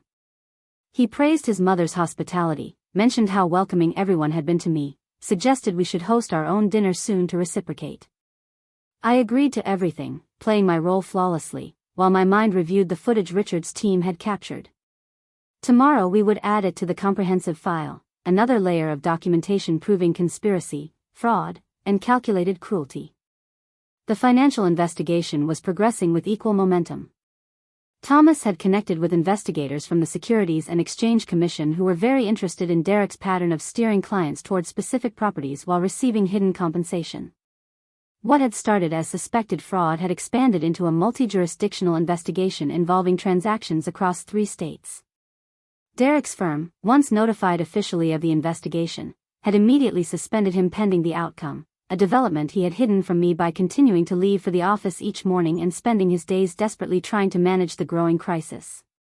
Vanessa learned of Derek's suspension before I was supposed to, her sources in their social circle providing her information about whispered conversations at the country club regarding improprieties at the real estate firm. She arrived at our Lakewood home in the afternoon, her usual polish slightly fractured by obvious concern. Derek wasn't home. He was actually meeting with lawyers trying to construct some defense against the SEC investigation. Vanessa and I sat in the living room she had dismissed as quaint, and she attempted to feel out how much I knew. Her approach was masterful, I had to admit. She expressed concern about stress Derek might be experiencing at work, suggested that sometimes business matters became complicated, asked if I had noticed him seeming worried lately. She was trying to determine whether Derek had confided in me, whether I might know about the investigation, whether I posed any risk to their damage control strategies. I gave her exactly what she expected, wide-eyed confusion and innocent questions about whether Derek was in some kind of trouble, concern about whether we would be all right financially, the worried wife completely out of her depth. Vanessa patted my hand with false reassurance, telling me not to worry, that Derek was brilliant at business and would navigate whatever challenges arose, that the Thornton family took care of their own. What she was really saying was that they would protect Derek regardless of who he had harmed, that their priority was preserving their family reputation and social standing, that I should remain quiet and supportive while they managed the situation. She left after extracting a promise that I wouldn't discuss Derek's work stress with anyone outside the family, isolating me from potential support systems exactly as she and Derek had planned from the beginning. The moment her car pulled away, I called Thomas with an update. He listened carefully, then informed me that Vanessa's involvement in Derek's schemes might be more extensive than we had initially understood. Her fingerprints appeared on several of the questionable transactions. Her social connections had been used to facilitate introductions between Derek and the investors he had subsequently defrauded, and her country club memberships had provided the veneer of legitimacy that made people trust her son's recommendations. She wasn't just enabling his personal betrayals, she was potentially complicit in his financial crimes. That revelation opened new avenues for the investigation. Richard expanded surveillance to include Vanessa's communications and movements, discovering a pattern of coordination with Derek that suggested she had been actively managing his image and covering his mistakes for years. The dinner party where I met Isabel hadn't been simply a social event, it had been strategy, introducing Derek's mistress to their social circle in a controlled environment where the narrative could be shaped, where Isabel could be established as the appropriate choice and I could be displayed as the temporary mistake that would eventually be corrected. My disgust at the calculated nature of their cruelty was matched only by my determination to ensure they faced appropriate consequences. These weren't momentary lapses in judgment or impulsive mistakes, they were systematic campaigns of deception and manipulation that had impacted multiple people over years. The women from Derek's past, the investors he had defrauded, the firms whose trust he had violated, they all deserved justice that went beyond simple divorce proceedings or professional censure. Grace contacted me with interesting information from the Grandview Estate. Isabel had made a reservation for the cottage spanning the entire following month, an extended booking that suggested she and Derek were planning regular meetings there throughout the period when he expected to be establishing the foundation for our eventual divorce. The reservation had been made under her own name this time, paid for with her credit card, demonstrating a level of confidence that they were beyond being caught. I authorized enhanced monitoring of the cottage for the full period, ensuring that every visit, every conversation, every moment of their affair would be documented with the kind of thoroughness that eliminated any possibility of denial or excuse. Richard coordinated with Thomas to ensure all surveillance remained within legal boundaries, obtaining proper authorizations based on my property ownership and the ongoing financial fraud investigation. Everything we gathered would be admissible in court, unassailable, absolute proof of the conspiracy that had been orchestrated against me and others. Derek's behavior grew more strained as the SEC investigation intensified. His firm had not only suspended him but had begun cooperating with investigators, providing access to files and communications that revealed the full extent of his misconduct. He came home later each evening, his explanations for his absence growing thinner and less convincing. Twice I found him in our home office late at night, frantically reviewing documents and making calls in hushed tones that suggested growing panic. I maintained my facade of concerned ignorance, bringing him coffee while he worked, asking if there was anything I could do to help, expressing sympathy for whatever stress he was obviously experiencing. He waved me away with barely concealed irritation, too focused on his crumbling situation to maintain the attentive husband performance. The mask was slipping, his true character emerging under pressure, revealing the contempt and dismissiveness that had always lurked beneath his false affection. Natalie provided daily updates on the coordination with Derek's previous victims. 4 women had now formally agreed to provide testimony, their accounts painting a consistent pattern of manipulation, professional misconduct, and calculated emotional abuse. 2 had kept detailed journals documenting their experiences, contemporary records that would carry significant weight in any legal proceedings. 1 had audio recordings of conversations where Derek had made threats regarding her career if she didn't remain silent about their relationship. Together, their testimonies would establish Derek's behavior not as isolated incidents but as a systematic pattern spanning nearly a decade. The criminal investigation was also expanding. Federal prosecutors had taken interest in the scope of Derek's financial frauds, particularly the cross-state nature of some transactions and the amount of money involved. What had begun as suspected securities violations had evolved into a potential case for wire fraud, mail fraud, and conspiracy charges that carried serious prison time. Derek's lawyers, expensive attorneys his family had retained, were already signaling interest in plea negotiations, tacit acknowledgement that the evidence against him was overwhelming. But Thomas advised patience. Let the criminal investigation proceed naturally, he counseled. Let Derek and his lawyers believe the focus is purely on the financial crimes. When we move with the comprehensive civil case, including the annulment proceedings and the testimonies from previous victims, the full scope of his systematic misconduct will be revealed simultaneously. The professional licensing boards, the civil courts, the criminal prosecutors, all will act in concert, ensuring Derek faces consequences in every arena where he has committed violations. I spent an afternoon with the 4 women who had agreed to testify, a meeting Richard arranged at a neutral location with legal counsel present. Their stories were heartbreaking in their similarity to my own experience. Each had been targeted during a vulnerable time in their lives, courted with apparent sincerity, then gradually revealed to Derek's true character once he believed them sufficiently invested. 2 had been manipulated into financial arrangements that benefited Derek at their expense. 1 had been pressured into resigning from a position where they worked together after he decided their relationship had become inconvenient. Another had faced professional retaliation when she tried to report his misconduct to their shared employer. Listening to them describe their experiences with the same man I had married, recognizing the identical patterns and tactics, solidified my resolve completely. This wasn't about my personal betrayal anymore, though that remained painful. This was about stopping someone whose entire adult life had been a series of strategic cruelties aimed at people he viewed as tools for his advancement. If we didn't act comprehensively now, there would be another victim next year, and another the year after, an endless chain of people harmed by someone who had never faced real consequences. We spent 3 hours documenting their testimonies on video, creating records that would be preserved regardless of whether they ultimately testified in person. Richard guided them through the process with compassion and professionalism, ensuring their accounts were detailed and specific while protecting them from unnecessary trauma. By the end, we had sworn statements, supporting documentation, and comprehensive evidence of Derek's pattern of behavior that any reasonable observer would find damning. That evening, Derek finally told me about his suspension from the firm. His explanation was carefully crafted, painting himself as the victim of office politics and misunderstandings, suggesting that jealous colleagues had manufactured accusations to undermine his success. He told me not to worry, that his lawyers would clear everything up quickly, that this was just a temporary setback in his career. He held my hands across our dining table, looking into my eyes with desperate sincerity, needing me to believe him because if his wife doubted him, if even his supposedly naive bride questioned his innocence, then his situation was more dire than he could manage. I gave him the reassurance he needed, expressing complete faith in his integrity, anger at the colleagues who would treat him so unfairly, determination to stand by him through this difficult time. I watched relief wash over his face, saw him relax into the comfort of believing he still had one person who trusted him completely.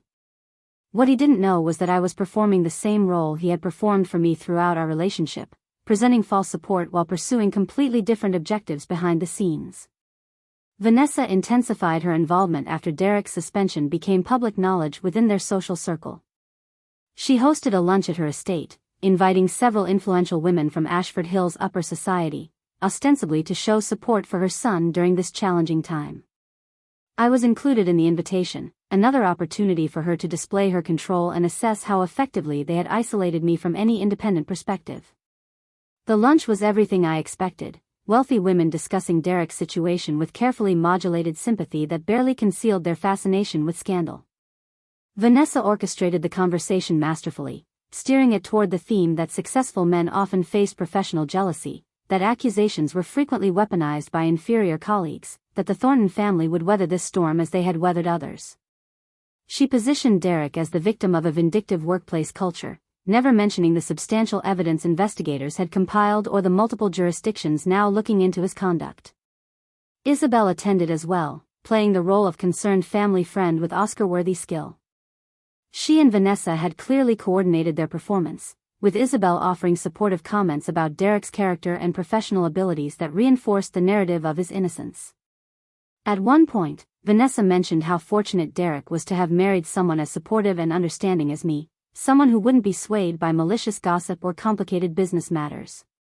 The implication was clear: my supposed simplicity was actually an asset in their crisis management, ensuring I wouldn't ask difficult questions or demand explanations Derek couldn't provide. I played along flawlessly, accepting their compliments about my devotion, expressing confusion about the complex business matters that were apparently beyond my comprehension, reinforcing every assumption they had made about my character and capabilities. Under the table, my phone buzzed with messages from Richard's team, who had surveillance positioned outside Vanessa's estate. They were documenting every attendee, every conversation that drifted through open windows, every piece of the elaborate performance designed to protect Derek from the consequences of his own actions.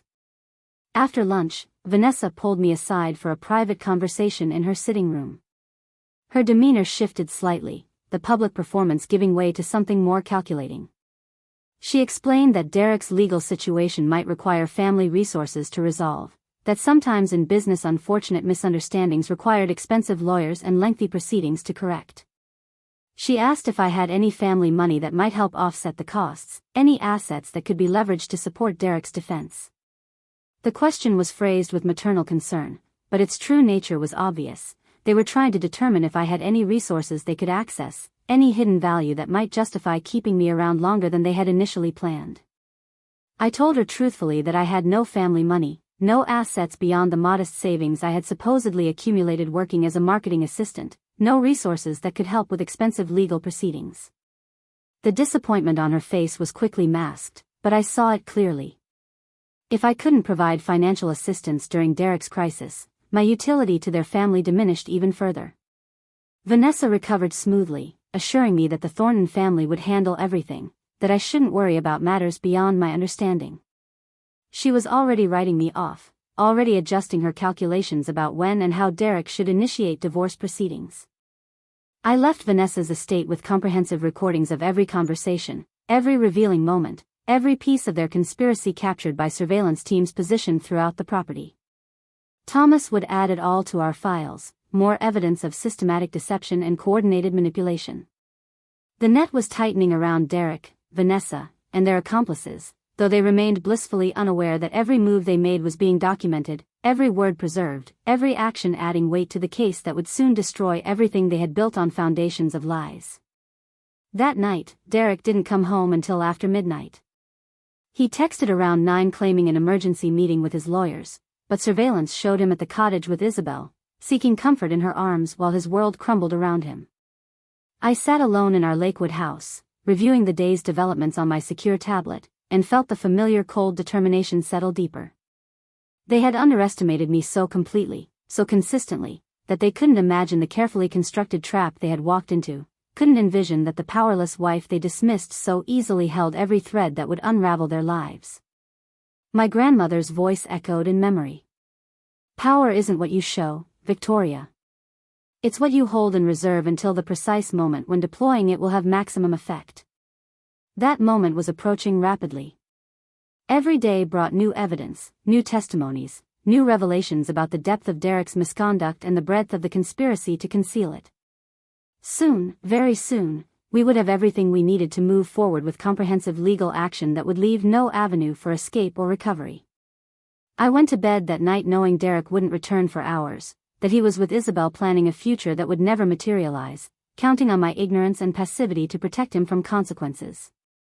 Tomorrow I would wake up and continue performing the role of grateful, unsuspecting wife. But with each day that passed, we moved closer to the moment when the performance would end and the reckoning would begin. The foundation for Derek's destruction had been laid with the same careful precision my grandmother had used to build her empire, and soon those foundations would be activated to bring everything crashing down around him. The morning everything changed started with ordinary deception. Derek kissed me goodbye at 7:30, his briefcase in hand, his expression carrying the weight of manufactured concern. He claimed another meeting with his legal team, more strategy sessions about the investigation that he still insisted was a misunderstanding his lawyers would resolve. I stood at the door of our Lakewood house watching him drive away, counting silently to 60 before pulling out my real phone and sending a single message to Thomas Whitmore. Today is the day. Initiate all protocols. What Derek didn't know as he drove toward what he believed was another crisis management meeting was that his lawyers had received notification an hour earlier that their services were no longer required. The Thornton family funds that had been paying their substantial fees had been frozen by court order as part of the expanding financial investigation.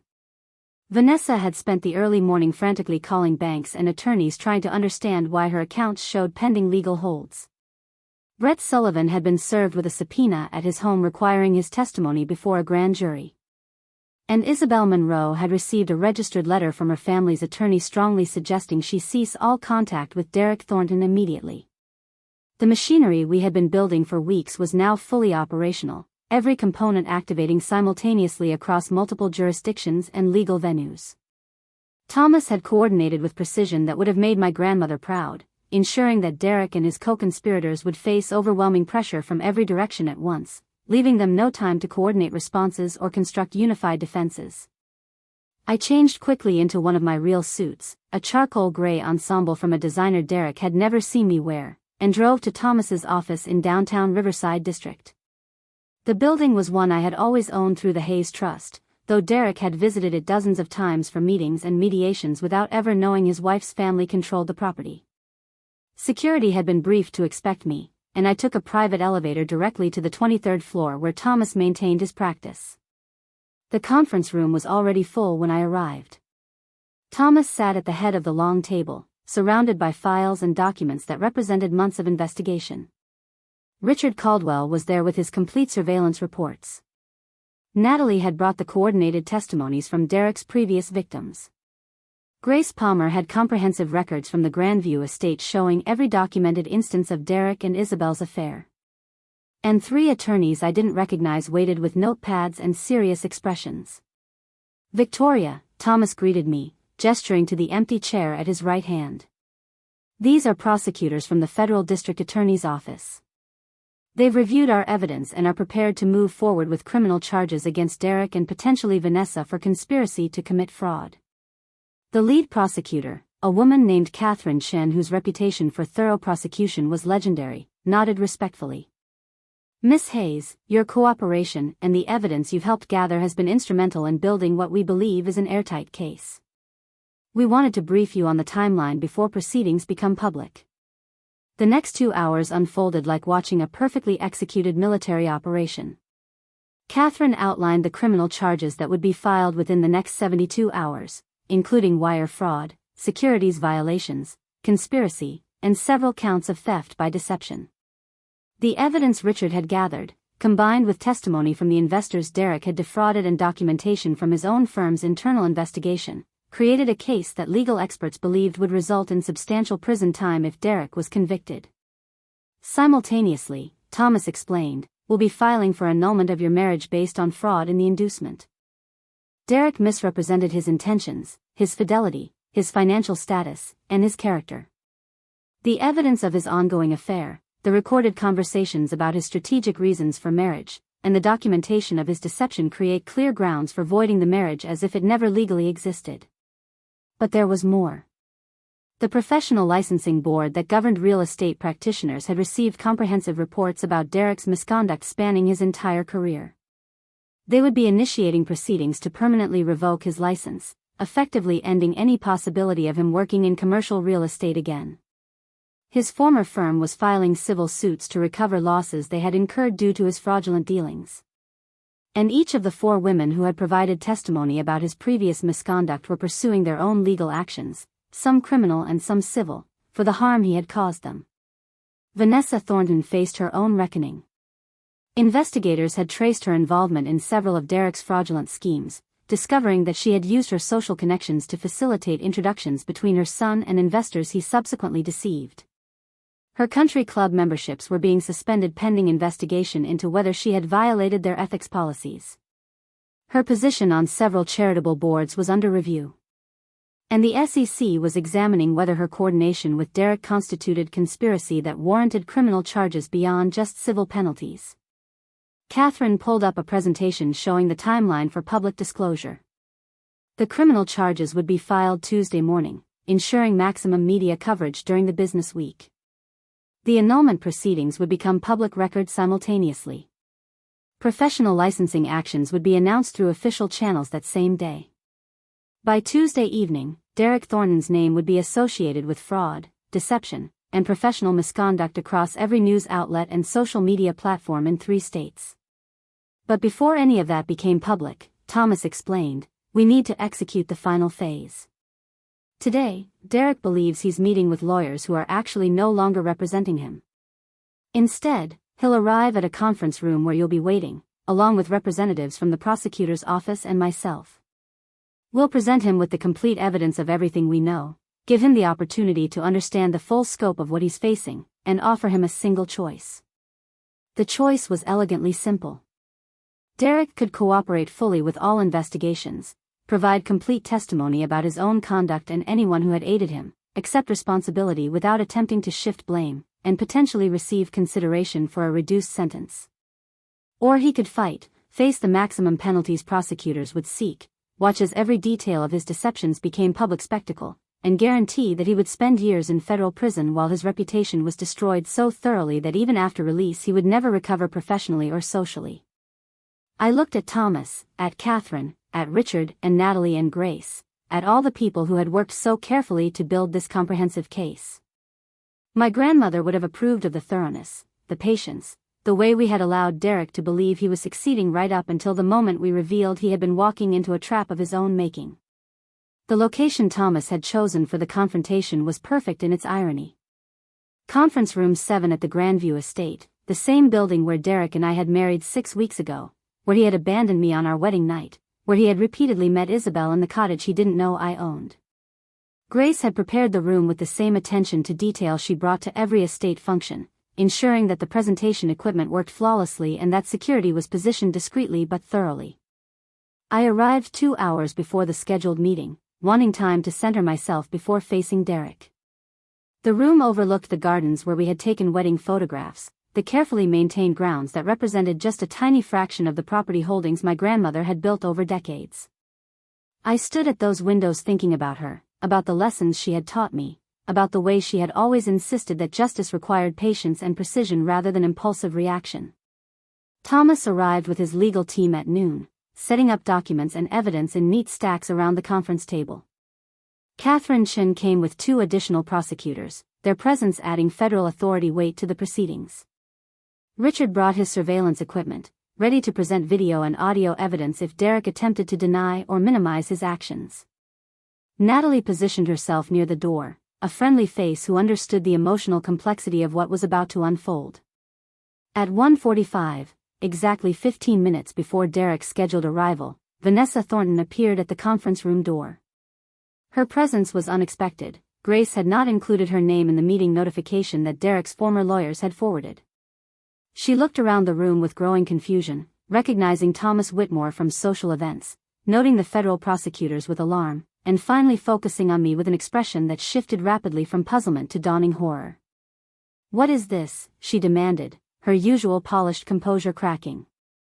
"Why are prosecutors here?" "Victoria, what have you done?" Thomas stood smoothly, his decades of legal experience showing in the calm authority of his response.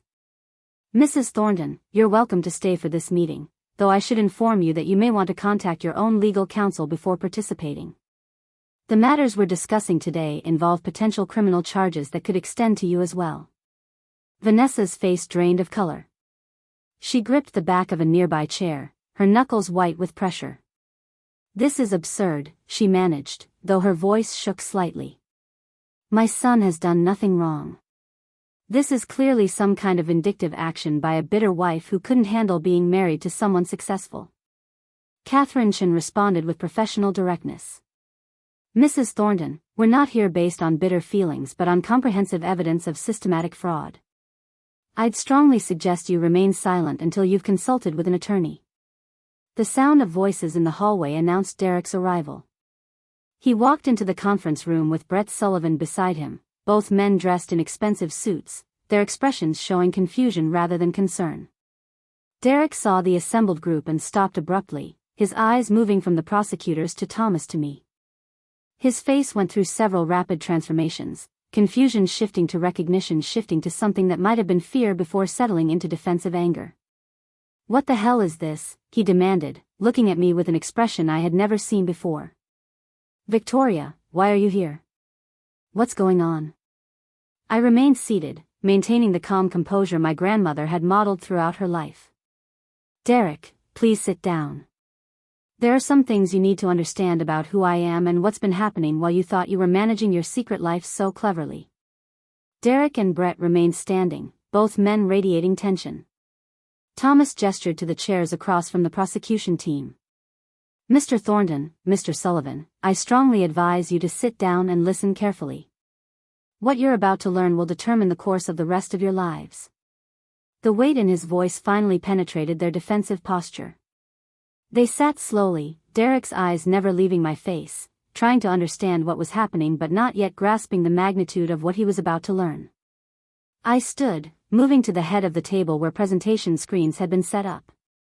My voice was steady when I spoke, carrying none of the meek uncertainty Derek had grown accustomed to hearing from his supposedly grateful wife. "Derek, we've been married for 6 weeks. During that time, you believed I was exactly what you wanted. Someone with no resources, no family, no power. Someone who would be grateful for your attention and would never question your authority or your choices. But that belief was based on a fundamental deception, one I orchestrated deliberately to understand exactly who you were before you knew what I was capable of."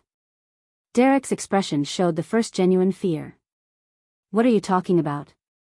I pressed a button and the screens behind me illuminated with the Hayes Family Trust organizational structure, showing the web of companies and properties that represented $47 million in controlled assets. My name appeared at the center as primary beneficiary and trustee. "I am Victoria Hayes, granddaughter of Marion Hayes, who spent 40 years building one of the most significant real estate portfolios in 3 counties. Everything I told you about being a marketing assistant, about my modest background, about my lack of resources, that was fiction designed to test your character. And Derek, you failed that test spectacularly." The room was absolutely silent except for Vanessa's sharp intake of breath. Derek stared at the screens, his face cycling through disbelief, confusion, and slowly dawning comprehension. "That's impossible," he whispered. You're nobody. You have nothing. I lived in that tiny apartment, drove that old car, worked that dead-end job. All staging, I replied calmly. The apartment was one I owned through a subsidiary. The car was purchased specifically for this purpose. The job was a favor from a business associate who needed an assistant and was willing to hire me under a false employment history. Everything you thought you knew about me was carefully constructed to see how you would treat someone you believed was beneath you. And the answer is, with contempt, manipulation, and systematic deception. Richard stepped forward, activating video feeds that began playing on the screens. Footage from the Grandview Estate showed Derek arriving at the cottage repeatedly, meeting Isabel, staying for hours. Audio recordings played of his conversations with Brett and Vanessa discussing his strategic marriage and plans for eventual divorce. Text messages scrolled past showing his coordination with Isabel throughout our engagement and marriage. Every piece of evidence we had gathered appeared in sequence, building an undeniable picture of his calculated betrayal. Derek's face had gone gray. He turned to look at his mother, at Brett, finding no comfort in either direction. Vanessa had sunk into her chair, understanding beginning to show in her expression. Brett simply stared at the screens, watching his own participation in the conspiracy play out in high definition. Catherine Chen took over the presentation, her prosecutorial experience evident in the methodical way she outlined the criminal case. Mr. Thornton, over the past 6 weeks, while you believed you were successfully managing a double life, federal investigators have been building charges against you for wire fraud, securities violations, and conspiracy to commit theft. You steered 7 different investors toward properties you knew were overvalued or problematic, receiving kickbacks that you failed to disclose. You falsified documents provided to your firm. You violated securities regulations in multiple jurisdictions. And you did all of this while conducting an extramarital affair that demonstrates consciousness of guilt and willingness to deceive in your personal life just as systematically as in your professional dealings. She advanced through slides showing financial records, investor testimonies, documentation from Derek's own firm. The evidence was overwhelming, presented with prosecutorial precision that left no room for misunderstanding or minimization. This wasn't about a wronged wife seeking revenge, this was about systematic criminal conduct that had harmed multiple victims over an extended period. Thomas took over to address the civil matters. Separate from the criminal charges, I'm filing for annulment of your marriage to Victoria based on fraud in the inducement. You misrepresented your intentions, your fidelity, your financial status, and your character. The marriage can be voided as if it never legally existed. Additionally, your professional licensing board has received comprehensive reports about misconduct spanning your entire career. 4 women have come forward with detailed testimonies about your patterns of manipulation and abuse in previous relationships and professional settings. Your former firm is pursuing civil action for the losses they incurred due to your conduct. The scope of consequences you're facing extends far beyond criminal charges. Derek found his voice finally, though it came out strangled. This is entrapment. You set me up. You're trying to destroy me because I hurt your feelings. Catherine responded with icy professionalism. Mr. Thornton, nothing about this investigation constitutes entrapment. Your wife's decision to conceal her wealth while observing your behavior doesn't excuse or invalidate your criminal conduct. The fraud you committed against investors, the violations of securities law, the professional misconduct, all of that occurred independent of your relationship with Victoria. Her investigation simply brought it to light. I watched Derek process the full magnitude of what he was facing, saw the moment when arrogance finally gave way to genuine panic. He looked at me with desperation beginning to show. Victoria, we can work this out. I made mistakes, I know that. But we're married. We can get through this together. You don't have to do this. The plea was pathetic coming from someone who had spent weeks discussing his plans to divorce me once I had served my purpose. I met his eyes with cold certainty. Derek, I'm not doing this because you hurt my feelings. I'm doing this because you're a criminal who has spent years harming people and avoiding consequences through charm and legal settlements that silence your victims. That pattern ends today. You're going to face actual accountability for the first time in your adult life. Vanessa tried to intervene, her voice taking on the commanding tone she used when managing social situations.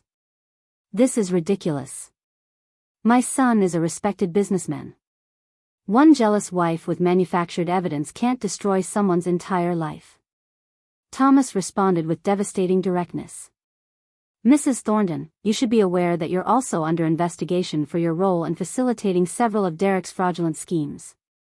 Your social connections were used to gain the trust of investors he subsequently defrauded. That makes you potentially liable for conspiracy charges. I'd strongly recommend you stop talking and contact your own attorney immediately." Catherine laid out Derek's single option with clinical precision. "Mr. Thornton, you have a choice to make right now. You can cooperate fully with all investigations, provide complete testimony about your conduct and anyone who aided you, accept responsibility without attempting to shift blame to others, and potentially receive consideration for reduced sentencing. Or you can fight these charges, in which case we will pursue maximum penalties, ensure every detail of your deceptions becomes public record, and guarantee that you spend significant time in federal prison. You have until 5 p.m. today to decide. After that, the offer of cooperation is withdrawn and we proceed with full prosecution." Derek looked around the room desperately, searching for any support or sympathy and finding none. Brett had pulled out his phone, presumably calling his own lawyer. Vanessa sat frozen, the reality of her own legal jeopardy apparently sinking in. Derek turned back to me, his expression cycling through anger and desperation. "You planned all of this from the beginning. You married me just to destroy me." I met his accusation with steady calm. "No, Derek, I married you hoping you would prove to be the man you pretended to be in those early months. I gave you every opportunity to show genuine character, to treat someone you believed was vulnerable with kindness and respect. Instead, you showed me exactly who you really are, someone who views other people as tools to be used and discarded when they've served their purpose. Everything that's happening to you today is the direct consequence of choices you made, actions you took, people you harmed. I'm simply ensuring that consequences finally catch up with all of it." Thomas placed a formal document on the table in front of Derek. "This is the cooperation agreement. If you sign it by 5 p.m. today, prosecutors will recommend reduced sentencing in exchange for complete testimony. If you don't sign, we proceed with full prosecution and you face maximum penalties. The choice is yours, but understand that this is your only opportunity for any consideration whatsoever." Derek stared at the document, his hands shaking slightly. Around him, the evidence of his systematic deceptions continued playing on the screens, an endless loop of his own words and actions condemning him. The arrogant man who had walked into this room 30 minutes ago had been replaced by someone who finally understood that charm and confidence couldn't talk him out of the comprehensive trap he had built for himself. Catherine stood, gathering her materials. "We'll be filing criminal charges Tuesday morning regardless of your decision about cooperation. The only thing your choice affects is the severity of sentencing we recommend and whether additional charges related to obstruction are added if you attempt to hide evidence or coordinate false testimony. I'd suggest you spend the next few hours consulting with actual legal counsel and thinking very carefully about your future." The prosecutors filed out, their departure leaving silence that felt heavy with defeated expectations. Thomas remained, along with Richard and Natalie, representing the civil matters that would proceed parallel to criminal prosecution. Derek finally looked up at me, his expression showing something that might have been genuine emotion for the first time since I had known him. "Why?" he asked simply. "If you're this wealthy, this powerful, why did you need to humiliate me like this?" I considered his question, thinking about all the victims whose stories I had heard, all the people whose lives he had impacted without remorse or accountability. "This isn't about humiliation, Derek," I replied quietly. "This is about justice. You spent years harming people and hiding behind settlements and family connections and social privilege. Someone needed to care enough to actually document everything, to bring all your victims together, to build a case comprehensive enough that you couldn't charm or buy your way out of it. My grandmother taught me that people with power have a responsibility to use it for more than personal gain. Stopping you from hurting anyone else ever again, that's worth far more than any personal satisfaction I might get from your downfall." Derek had no response to that. He sat staring at the cooperation agreement, the weight of actual consequences clearly overwhelming someone who had spent his entire adult life avoiding them. Vanessa stood abruptly, her composure shattered completely. "I need to call my attorney," she managed before fleeing the conference room. Brett followed seconds later, leaving Derek alone with his choices. Thomas gave him final guidance. "Mr. Thornton, you have until 5 p.m. I'd strongly suggest you use that time wisely. The evidence against you is overwhelming. Fighting will only make everything worse." He left with Richard and Natalie, their departure leaving me alone with my husband for the first time since the confrontation began. Derek and I sat across from each other in the conference room where we had celebrated our wedding 6 weeks ago. The screens behind me had finally gone dark, no longer displaying the documented proof of his betrayals. He looked smaller somehow, diminished by the removal of his confident facade. I felt nothing for him except a distant sadness that someone could have such potential and waste it so completely on selfishness and cruelty.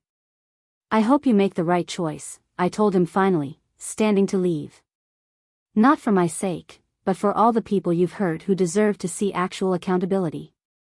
Derek didn't respond, simply sat staring at the cooperation agreement that represented his only path to avoiding maximum penalties. I walked out of that conference room knowing I would never see him again as my husband, that the annulment would erase our marriage as if it had never existed, that by this time next week Victoria Hayes would be free of Derek Thornton completely while he began serving whatever sentence his choices today would determine. 6 months passed with the efficiency of a well-managed estate transition. Derek signed the cooperation agreement at 4:47 p.m. that day, 13 minutes before the deadline expired. His testimony proved valuable to prosecutors, leading to additional charges against 3 other individuals who had participated in various fraudulent schemes. The federal judge presiding over his case acknowledged his cooperation but noted that the severity and duration of his misconduct warranted substantial consequences. Derek received 4 years in federal prison, followed by supervised release and permanent prohibition from working in any licensed financial or real estate capacity. Vanessa Thornton faced her own reckoning. While prosecutors ultimately decided against criminal charges given her more peripheral role, the civil penalties and social consequences proved devastating. Her country club memberships were permanently revoked. Every charitable board asked for her resignation. The social circle she had cultivated so carefully scattered, unwilling to associate with someone whose name appeared in fraud investigations. She sold her Riverside District estate and relocated to a smaller city where her past was less well known. Isabel Monroe escaped legal consequences but suffered professionally and socially. Her family, horrified by the scandal and her role in it, insisted she resign from her position and enter extended therapy. The pharmaceutical fortune that had subsidized Derek's lifestyle was redirected toward victim restitution funds. Last I heard, she had moved overseas, seeking a fresh start far from the wreckage of her choices. Brett Sullivan cooperated extensively with investigators, providing documentation about numerous schemes he had facilitated. His testimony helped prosecutors, but his reputation never recovered. He left commercial real estate entirely, last working at his family's small business in a role far removed from the career he had once pursued. The 4 women who provided testimony about Derek's previous misconduct each received acknowledgement and validation they had been denied before. 2 successfully pursued civil judgments that provided financial compensation for damages they had suffered. More importantly, they found community with each other, forming support networks for survivors of professional manipulation. One became an advocate for stronger workplace protections, testifying before legislative committees about needed reforms. The investors Derek had defrauded received restitution through seized assets and court-ordered repayments. While some never recovered their full losses, the legal proceedings provided acknowledgement that they had been victims of systematic fraud rather than simply bad judgment. Several expressed gratitude that someone had cared enough to pursue comprehensive justice rather than accepting settlements that silenced them. As for me, I stepped fully into my role as head of the Hayes Family Trust. The anonymity my grandmother had maintained no longer served my purposes, so I became publicly known as Victoria Hayes, managing a $47 million portfolio of properties and investments. I restructured several holdings to focus on affordable housing and small business development, using the empire my grandmother built to create opportunities for people whose potential might otherwise go unrealized. The Grandview Estate became something different under my open management. I established scholarship programs for hospitality students, created job training initiatives, and transformed the cottage where Derek had conducted his affair into a retreat space for survivors of domestic abuse and professional harassment. The location that had witnessed such deception now served purposes that honored truth and healing. Natalie became my chief operating officer, her loyalty and competence earning her a role that matched her abilities. Grace Palmer continued managing the Grandview Estate, though now she did so openly as an employee of a trust whose beneficiary was no longer hidden. Richard Caldwell's firm received ongoing contracts for corporate investigations, his thoroughness and discretion proving valuable for multiple projects beyond my personal situation. Thomas Whitmore retired 6 months after Derek's sentencing, satisfied that his final major case had achieved comprehensive justice. At his retirement party, held at the Grandview Estate naturally, he told me my grandmother would have been proud of the patience and precision I had shown. Coming from him, the compliment meant everything. I never married again, though not from bitterness or fear. The experience with Derek taught me the value of authenticity over performance, of showing people who you really are rather than testing them through deception. When I eventually pursue relationships, I'll do so as Victoria Hayes from the beginning, trusting that genuine character reveals itself through how people treat everyone, not just those they believe hold power. The story of Derek Thornton's downfall became something of a legend in Ashford Hills business circles, though most people never learned about my specific role in documenting his misconduct. The public narrative focused on federal investigators uncovering systematic fraud, professional licensing boards finally addressing long-standing complaints, and victims finding courage to come forward together. My name appeared in court documents as a defrauded spouse seeking annulment, but the full scope of my investigation remained largely confidential. Sometimes I returned to that conference room at the Grandview Estate where everything changed, standing at the windows overlooking gardens where I posed for wedding photographs that documented an elaborate fiction. I think about my grandmother's lessons on patience and strategy, about the responsibility that comes with power and resources, about the importance of using advantages to create justice rather than simply personal satisfaction. Derek will be released in 3.5 years, his sentence reduced slightly for continued cooperation. He'll emerge to a world where his name is permanently associated with fraud and deception, where professional opportunities are limited by permanent licensing revocations, where social circles that once welcomed him have closed entirely. He'll face years of supervised release and financial obligations for restitution. The consequences of his choices will follow him for the rest of his life. I don't hate him anymore, if I ever truly did. Mostly I feel relief that he can never harm anyone else the way he harmed so many people over years of unchecked misconduct. And I feel satisfaction knowing that the empire my grandmother built, the power she taught me to exercise strategically, ultimately served purposes beyond profit or personal gain. It created accountability where none existed before and justice for victims who deserved better than silence.